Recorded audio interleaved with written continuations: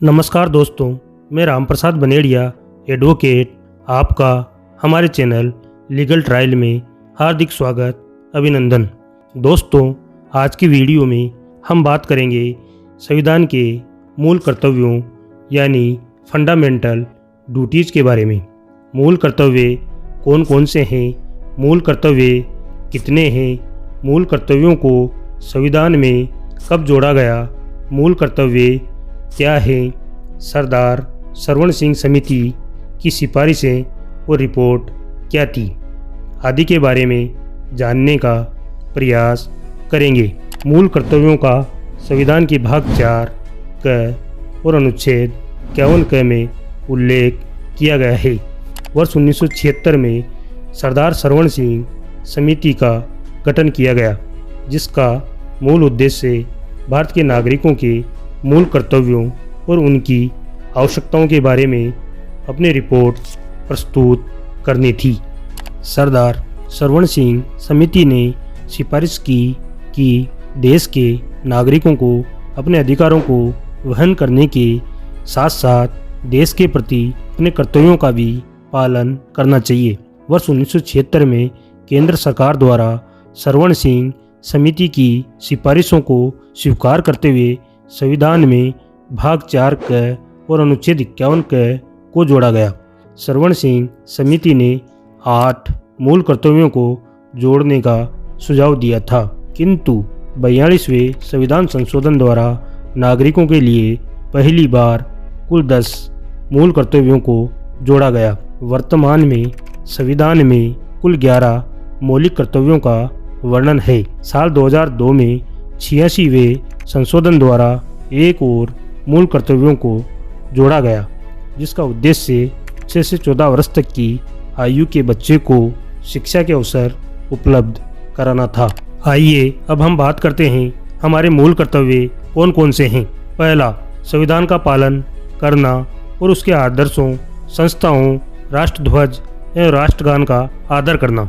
दूसरा, स्वतंत्रता के लिए हमारे राष्ट्रीय संघर्ष को प्रेरित करने वाले महान आदर्शों का पालन करना। तीसरा, भारत की संप्रभुता, एकता और अखंडता को बनाए रखना और उसकी रक्षा करना। चौथा, देश की रक्षा करना और आह्वान किए जाने पर राष्ट्र की सेवा करना।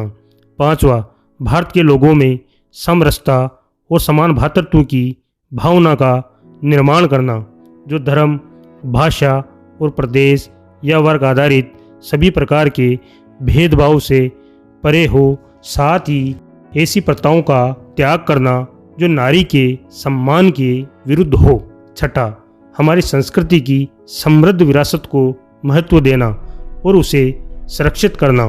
सातवां, वनों, झीलों, नदियों और वन्य जीवों, प्राकृतिक पर्यावरण की रक्षा एवं सुधार करना और प्राणी मात्र के लिए दयाभाव रखना। आठवां, मानवतावाद, वैज्ञानिक दृष्टिकोण तथा ज्ञान अर्जन एवं सुधार की भावना का विकास करना। नौवां, सार्वजनिक संपत्ति की सुरक्षा करना एवं हिंसा से दूर रहना। 10वां, व्यक्तिगत और सामूहिक गतिविधियों के सभी क्षेत्रों में उत्कृष्टता के लिए प्रयास करना, ताकि राष्ट्र लगातार उच्च स्तर की उपलब्धियां हासिल कर सके। 11वां और सबसे आखिरी मूल कर्तव्य 6 से 14 वर्ष तक की आयु के अपने बच्चों को शिक्षा के अवसर उपलब्ध कराना है, जो 86वें संशोधन द्वारा हमारे संविधान में जोड़ा गया है। अब इसके बाद में आइए हम चर्चा करते हैं कि मूल कर्तव्यों की क्या क्या विशेषताएं हैं।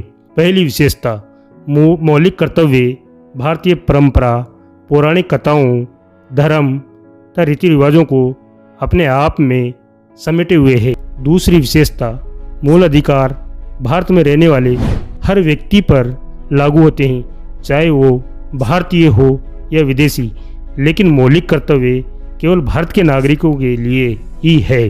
तीसरी विशेषता यह है कि मूल कर्तव्यों के हनन के विरुद्ध न्यायालय द्वारा कानूनी कार्रवाई का प्रावधान नहीं है, लेकिन संसद इसके लिए उचित अर्थदंड और सजा का प्रावधान बना सकती है।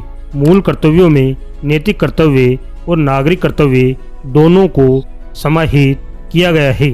अब हम बात करते हैं मूल कर्तव्यों के महत्व के बारे में। मूल कर्तव्यों का पहला महत्व है कि मूल कर्तव्य देश के नागरिकों को राष्ट्र के प्रति अपने कर्तव्यों के संबंध में जानकारी प्रदान करते हैं। नंबर 2, मूल कर्तव्य राष्ट्र विरोधी और समाज विरोधी गतिविधियों के खिलाफ चेतावनी के रूप में कार्य करते हैं, जैसे राष्ट्रध्वज को जलाना अथवा सार्वजनिक संपत्ति को नुकसान पहुंचाना। नंबर 3, मूल कर्तव्य देश के नागरिकों में अनुशासन और देश के प्रति जिम्मेदारी को बढ़ाते हैं। नंबर 4, मौलिक कर्तव्य प्रत्येक नागरिक को यह एहसास दिलाते हैं कि राष्ट्रीय लक्ष्य की प्राप्ति के लिए वह सक्रिय भागीदार हैं। उपरोक्त के बाद में अब हम बात करते हैं कि मूल कर्तव्यों पर वर्मा समिति ने क्या क्या टिप्पणियां की थी।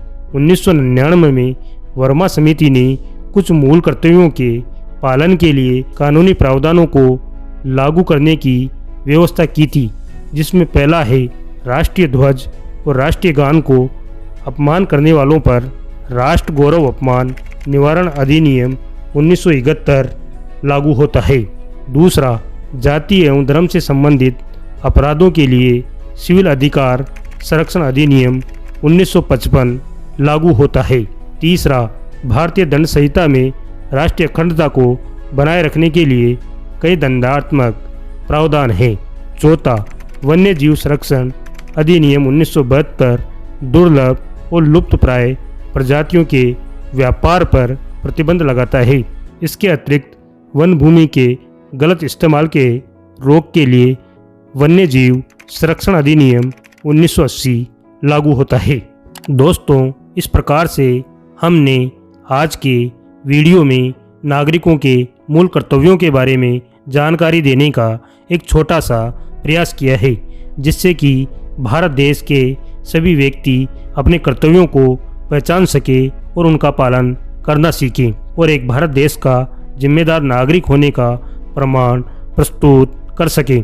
दोस्तों, मुझे उम्मीद ही नहीं पूर्ण रूप से विश्वास है कि आपको हमारा वीडियो पसंद आया होगा। दोस्तों, अगर आपको हमारा वीडियो अच्छा लगा तो हमारे वीडियो को लाइक करें और हमारे चैनल लीगल ट्रायल को सब्सक्राइब करना ना भूलें। धन्यवाद। जय हिंद, जय भारत।